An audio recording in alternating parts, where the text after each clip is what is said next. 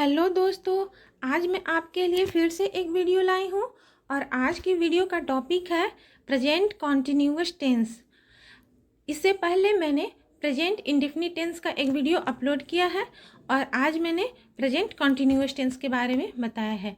क्या होता है यह टेंस, चलिए देखते हैं। इस टेंस की पहचान है कि वाक्य के अंत में रहा है, रही है, रहे हैं, रहता है। रहा है, रही है, रहे, जैसे वह खा रहा है, वह गाना गा रहा है, इस तरह से सेंटेंसेस रहते हैं। कभी कभी कुछ सेंटेंसेस में रहा है, रही है, रहे हैं नहीं भी रहता है, पर हम कुछ सिचुएशन के हिसाब से बनाते हैं। चलिए देखते हैं कि किस स्ट्रक्चर पर बनता है। स्ट्रक्चर है सबसे पहले सब्जेक्ट जैसे मैं, आप, वह, तुम, यह सब्जेक्ट हो गया। उसके बाद हेल्पिंग वर्ब कौन कौन सा होता है? Is, am, are. इसमें 3 हेल्पिंग वर्ब लगते हैं। उसके बाद भी फोर क्या होता है? भी फोर जिसमें वर्ब का फर्स्ट फॉर्म और आईएनजी होता है, ठीक है, और एक ऑब्जेक्ट। इस तरह से इस स्ट्रक्चर पर बनता है। अब देखते हैं कि ये जो हेल्पिंग वर्ब है इज, एम, आर, वो किस किस सब्जेक्ट में लगता है। देखिए आई के साथ क्या लगता है? एम। आई के साथ एम लगता है, ठीक है। सिर्फ आई के साथ ही एम लगता है। एम सिर्फ सिंगल सब्जेक्ट के साथ लगता है, मैं। आई का सब्जेक्ट क्या हो गया? मैं। और मैं के साथ क्या लगता है? एम, जिसकी हिंदी होती है हूँ। तो आई के साथ एम लगता है। अब देखते हैं वी, यू और दे। दे के साथ क्या लगता है? आर। ये है प्लूरल सब्जेक्ट। अब प्लूरल सब्जेक्ट क्या होता है? प्लूरल सब्जेक्ट कहने का मतलब कि जब एक से अधिक पर्सन हो तो उसे प्लूरल कहते हैं, ठीक है। वी मतलब हम एक से अधिक पर्सन है, हम या हम लोग के लिए वी यूज होता है। तो एक से अधिक पर्सन है तो इस तरह से आर लगा। यू मतलब तुम या तुम लोग, तो एक से अधिक पर्सन, यहाँ पर भी आपको आर लगा। फिर दे में भी अधिक पर्सन है, वे लोग, ये वे, तो इस तरह से भी अधिक पर्सन है एक से, तो इसमें भी आर लगा, ठीक। इसी तरह प्लूरल्स में और भी होते हैं, जैसे फ्लावर्स, 2 व्यक्ति का एक साथ नाम लिए, जैसे रीता एंड सीता, इस तरह से ये भी प्लूरल है। तो इस सब में भी क्या लगेगा? आर लगेगा, ठीक है। अब हम देखते हैं कि इज किस में लगता है। इज जो लगता है वह सिंगुलर सब्जेक्ट में लगता है, जैसे कि ही के साथ इज। सी लड़की के लिए यूज होता है, तो सी के साथ इज। इट के साथ इज यूज होता है। और नेम मतलब जैसे यहाँ पर एक साथ 2 व्यक्ति का नाम था, पर यहाँ पर सिर्फ सिंगल व्यक्ति का नाम है, जैसे रीता, गीता, सीता, इस तरह से सिंगल व्यक्ति का नाम है तो वहाँ पर क्या लगाएंगे? इज। और यहाँ पर जो था एक साथ 2 व्यक्ति का नाम था, रीता एंड सीता, तो इस तरह से वहाँ पर हमने क्या लगाया? आर, क्योंकि एक से अधिक व्यक्ति थे। इस तरह से हमने देखा कि किस स्ट्रक्चर पर बनता है और हेल्पिंग वर्ब हम कहाँ कहाँ लगाते हैं। चलिए आगे देखते हैं।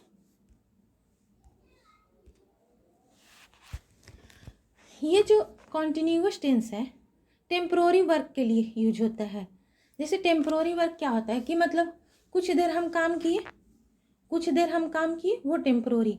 परमानेंट वर्क के लिए नहीं होता है। जैसे कुछ एग्जाम्पल है कि वह खड़ा है तो वह ज़्यादा देर के लिए तो नहीं खड़ा रहेगा ना, मतलब आधा घंटा, 1 घंटा, 2 घंटा, इस तरह से खड़ा है, कभी तो बैठेगा। तो ये 1 घंटा, आधा घंटा, ये कैसा वर्क है? टेम्परोरी वर्क है, कुछ देर के लिए काम है। तो उस सिचुएशन में हम क्या यूज करेंगे? इस टेंस का यूज करेंगे, कॉन्टिन्यूअस टेंस का। तो वह खड़ा है की इंग्लिश क्या होगी? ही। वह के लिए सब्जेक्ट ही, और ही के साथ क्या यूज होगा? इज। तो ही इज स्टैंड मतलब खड़ा होना, तो ही इज स्टैंडिंग, ठीक है। वह लेटा है तो he is lying down. He is lying down, वह लेटा है। ये सब टेम्प्रोरी वर्क है, जैसे कि कुछ देर के लिए काम हो रहा है। यहाँ पर आप देखिए कि यहाँ पर पहचान नहीं है, रहा है, रही है, रहे हैं, यह पहचान नहीं है। लेकिन भी हम किस टेंस पे बना रहे हैं? ये कॉन्टिन्यूअस टेंस पे बना रहे हैं। क्यों? क्योंकि यह टेम्प्रोरी वर्क है, कुछ देर के लिए काम हो रहा है, तो कुछ देर के लिए काम को हम कॉन्टिन्यूअस टेंस में बनाते हैं। वह लेटा है, ही इज लाइंग डाउन। वह बैठा है, ही इज सिटिंग। वह सोया है का क्या होगा? He is sleeping. और वह सो रहा है, इसकी भी इंग्लिश होगी ही इज स्लीपिंग। दोनों में कोई अंतर नहीं है। देखिए, वह सो रहा है मतलब हम जब बोल रहे हैं कि वह सो रहा है, तो बोलने के वक्त वह काम जारी है, हो रहा है, तो इसलिए ही इज स्लीपिंग। और वह सोया है, यह भी टेम्प्रोरी वर्क है, थोड़ा देर के लिए सोया है। तो इस तरह से टेम्प्रोरी वर्क के लिए हम क्या यूज करते हैं? Continuous tense. अब जो ये सेंटेंस बनते हैं वो 4-5 तरीकों से बनते हैं, जैसे कि positive, negative, interrogative, WH interrogative, इस तरह से बनते हैं। तो उसका स्ट्रक्चर देख लेते हैं। जैसे पॉजिटिव सेंटेंस का, इससे पहले हमने स्ट्रक्चर देखा कि पहले सब्जेक्ट, उसके बाद is am are helping verb, is am are helping verb, फिर उसके बाद वर्ब का फर्स्ट फॉर्म और उसमें ING, वर्ब का फर्स्ट फॉर्म और ING, उसके बाद ऑब्जेक्ट, जैसे कि वह सो रहा है तो he is sleeping, positive sentence हो गया। अब उसके बाद नेगेटिव में क्या होता है कि नेगेटिव मतलब नहीं, नकारात्मक, तो हम कहाँ यूज करेंगे? नॉट। कहाँ यूज करेंगे? जो भी हम हेल्पिंग वर्ब लगाते हैं उस हेल्पिंग वर्ब के बाद नॉट लगाते हैं। तो हेल्पिंग वर्ब और मेन वर्ब, हेल्पिंग वर्ब और मेन वर्ब के बीच में नॉट लगता है।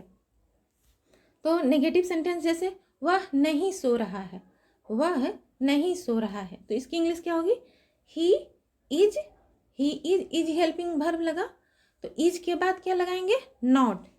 इज हेल्पिंग वर्ब लगा, तो अब इज के बाद हम क्या लगाएंगे? नॉट। नहीं, चूंकि नेगेटिव सेंटेंस है तो he is not sleeping, he is not sleeping. ठीक हो गया। अब इंट्रोगेटिव सेंटेंस में क्वेश्चन पूछते हैं, एस और नो का जवाब मिलता है। क्या वह सो रहा है? क्या वह सो रहा है? ठीक, तो इस तरह से पहले इसमें हेल्पिंग वर्ब लगाएंगे। हेल्पिंग वर्ब जो, जैसे कि वह सो रहा है, तो वह सो रहा है, तो जैसे वह की अंग्रेजी ही होगी, और ही के साथ हेल्पिंग वर्ब क्या लगेगा? इज। तो जो भी हम हेल्पिंग वर्ब यूज करते हैं उस इंट्रोगेटिव सेंटेंस में हेल्पिंग वर्ब सबसे पहले, उसके बाद सब्जेक्ट के बाद ठीक नॉट, और फिर वर्ब का फर्स्ट फॉर्म और उसमें ING, और उसके बाद ऑब्जेक्ट, वर्ब का फर्स्ट फॉर्म और ING, उसके बाद ऑब्जेक्ट। जैसे कि वह सो रहा है, ये तो पॉजिटिव हो गया। इंट्रोगेटिव में जैसे पूछेंगे क्या वह सो रहा है, तो इज ही स्लीपिंग। और क्या अगर इंट्रोगेटिव में भी नेगेटिव आता है, इंट्रोगेटिव में भी हम नॉट लगाकर बना सकते हैं, तो इज ही नॉट स्लीपिंग, इस तरह से। और फिर WH इंट्रोगेटिव सेंटेंस, जैसे कि WH फैमिली में होता है ना कि व्हेन, वेयर, वाई, व्हाट, ये सब कब, क्यों, कहाँ, कैसे, हिंदी में, और इंग्लिश में व्हेन, वेयर, व्हाट, वाई, ये सब WH फैमिली से आते हैं। तो WH फैमिली सबसे आगे, उसके बाद हेल्पिंग वर्ब, उसके बाद सब्जेक्ट, फिर अगर इसमें भी नॉट लगाकर बनाते हैं तो नॉट, और नहीं तो फिर सब्जेक्ट के बाद वर्ब का फर्स्ट फॉर्म और उसमें ING और ऑब्जेक्ट, इस तरह से WH इंट्रोगेटिव सेंटेंस बन गया। अब चलिए आगे देखते हैं। अब हम देखते हैं कि प्रेजेंट कंटिन्यूअस टेंस का यूज और कहाँ कहाँ होता है। इस टेंस का प्रयोग ऐसे कामों के लिए होता है जो बोलने के वक्त किया जा रहा है, जो बोलने के वक्त हो रहा है। जैसे कि मैं बोल रही हूँ कि मैं आपको पढ़ा रही हूँ, आप सुन रहे हैं, तो यह जब हम बोल रहे हैं तो उस वक्त यह काम हो रहा है, उस वक्त यह काम हो रहा है, काम चल रहा है, काम कंटिन्यूअस चल रहा है, लगातार चल रहा है। तो इस समय इस सिचुएशन में हम कौन सा टेंस यूज करते हैं? Continuous tense. जैसे एग्जाम्पल है, वे खेल रहे हैं, तो जब हम बोल रहे हैं वह काम हो रहा है, वे खेल रहे हैं, तो वे की अंग्रेजी क्या होगी? दे। दे मतलब दे जो है सब्जेक्ट जो है, वे खेल रहे हैं, वे लोग या वे के लिए क्या यूज होता है? दे। यानी एक से अधिक पर्सन है, तो अब हम इसमें कौन सा हेल्पिंग वर्ब यूज करेंगे? आर। They are playing. खेलना वर्ब के लिए, खेलना एक वर्ब है तो उसके लिए कौन सा वर्ड यूज होता है? प्ले। तो दे आर प्लेइंग। मेरी माँ खाना बना रही है, my mother is cooking food. My mother is cooking food. तुम हंस रहे हो, यू आर लाफिंग। इस तरह से हमने देखा कि जिस काम की बात हम कर रहे हैं वह काम उस वक्त हो रहा है, जारी है, तो उस सिचुएशन में हम कॉन्टिन्यूअस टेंस यूज करेंगे। आगे देखते हैं। आगे इस टेंस का प्रयोग वैसे अस्थायी कार्यों के लिए यानी टेम्परोरी कार्यों के लिए भी होता है जो बोलने के वक्त नहीं हो रहा है लेकिन उपयुक्त समय के आसपास है। मतलब इन दिनों वह कार्य चल रहा है, हो रहा है, जारी है, इस तरह से। जैसे कि एग्जाम्पल है कि मैं किराए के मकान में रह रहा हूँ। मैं किराए के मकान में रह रहा हूँ, तो क्या मैं अभी जस्ट अभी बोला तो अभी रहने लगा? नहीं, मतलब मैं पास्ट से स्टार्ट किया, अभी प्रेजेंट में बोल रहे हैं और फ्यूचर, आगे फ्यूचर तक कुछ दिन तक रहेंगे। यानी कुल मिला के हम पास्ट से स्टार्ट करके प्रेजेंट में बोल रहे हैं और फ्यूचर तक रहेगा। यानी कुल मिलाकर आपको एक सप्ताह तक या एक महीना तक के काम को भी हम क्या कहेंगे? Temporary work. एक महीना के कार्य को भी हम टेम्परोरी वर्क में गिनेंगे। तो यह टेम्परोरी के लिए यूज होता है, टेम्परोरी वर्क के लिए यूज होता है। जैसे अगर हम इसी एग्जाम्पल को कहते कि मैं किराए के मकान में रहता हूँ, मैं किराए के मकान में रहता हूँ, तो ये कैसा सेंटेंस लग रहा है? ये ऐसा लग रहा है ना कि ये परमानेंट है, वह किराए के मकान में परमानेंट रहता है। पर अगर यही बोल रहे हैं कि मैं किराए के मकान में रह रहा हूँ, तो कहने का मतलब है कि वह कुछ दिन के लिए रहने आया है, कुछ दिन रहेगा फिर चला जाएगा, टेम्परोरी है। तो इस टेम्परोरी कार्य के लिए हम क्या यूज करेंगे? Continuous tense. तो इसकी अंग्रेजी क्या होगी? मैं के लिए आई, और आई के साथ क्या यूज होता है? एम।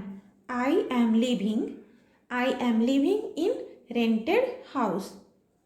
दूसरा हो गया, दूसरा, वह इन दिनों भौतिकी का अध्ययन कर रही है। वह इन दिनों भौतिकी का अध्ययन कर रही है, तो क्या मतलब अभी जस्ट बोला तो अभी वह काम नहीं ना हो रहा है, कुछ काम, उस काम को वह पहले से स्टार्ट की है, अभी हम उस बारे में बता रहे हैं और फिर आगे भी कुछ दिन तक या कुछ समय तक वह चलेगा, इस तरह से। तो यह मतलब जैसे एक सप्ताह, एक महीने के काम को हम किस में गिनेंगे? टेम्परोरी वर्क में।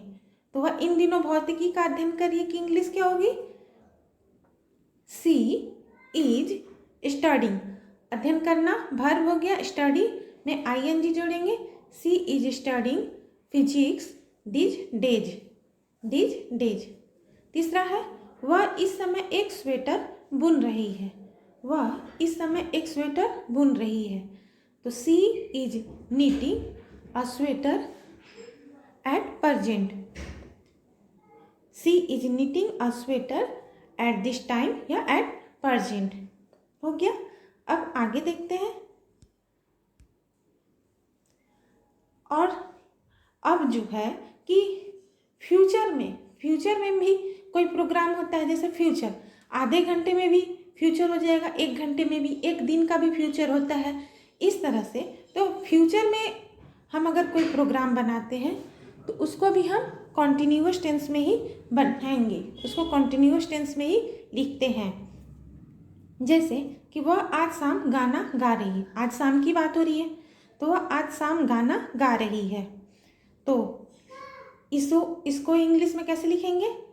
सी is singing a song this evening. She is singing a song this evening.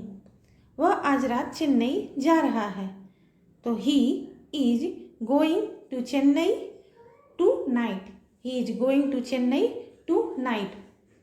तो मेरे कहने का मतलब है कि हम जो कंटिन्यूअस टेंस है उसको टेम्परोरी वर्क के लिए यूज करते हैं और जो बोलने के वक्त काम होता है उस वक्त के लिए भी यूज करते हैं। चलिए अब आगे देखते हैं। कुछ ऐसे वर्ब हैं जिनका प्रयोग जिनका जब यूज करते हैं तो उस वर्ब में आईएनजी नहीं लगता है, उस वर्ब में आईएनजी नहीं लगता है। जैसे see, know, understand, feel, own, contain, consist of, इन सभी वर्ब में आईएनजी नहीं लगता है। जैसे कि he is understanding it, he is understanding it, यह आपको रॉन्ग हो जाएगा। ही इज अंडरस्टैंडिंग नहीं कहते, उसमें आईएनजी नहीं लगता। क्या कहते हैं? He understands it, he understands it. दूसरा है the pot is containing water, the pot is containing water, जिसमें कि इसमें आपको आईएनजी नहीं लगता, कंटेन में आईएनजी नहीं लगता। तो इस कैसे बनेगा? The pot contains water, the pot contains water. इस तरह से ये सब कुछ ऐसे वर्ब हैं जिस वर्ब में आईएनजी नहीं लगता। तो इस तरह से हमने कुल मिलाकर देखा कि कॉन्टिन्यूअस टेंस जो है टेम्परोरी वर्क के लिए ही होता है। जब हम बोलते हैं तो उस वक्त जो काम हो रहा है उस टेम्परोरी वर्क के लिए, या पहले से कुछ शुरू है और फिर थोड़ा देर बाद ख़त्म होगा, तो कुछ टाइम लेकर, एक सप्ताह, एक महीना का टाइम लेकर जो टेम्परोरी वर्क है उस टेम्परोरी वर्क के लिए, या फ्यूचर में थोड़ी देर के लिए जो काम हो रहा है उस टेम्परोरी वर्क के लिए। कुल मिलाकर कॉन्टिन्यूअस टेंस टेम्परोरी वर्क के लिए होता है। और स्ट्रक्चर मैंने आपको बताया, और helping verb is, am, are, बस यही तीन ही लगते हैं। तो इस तरह से आई होप आपको आज का वीडियो अच्छा लगा होगा। तो प्लीज़ मेरे चैनल को लाइक, शेयर एंड सब्सक्राइब करें, और अगर वीडियो पसंद आया तो सब्सक्राइब करना ना भूलें। और फिर मिलते हैं अगले वीडियो में एक अगले टेंस के साथ। तब तक के लिए धन्यवाद।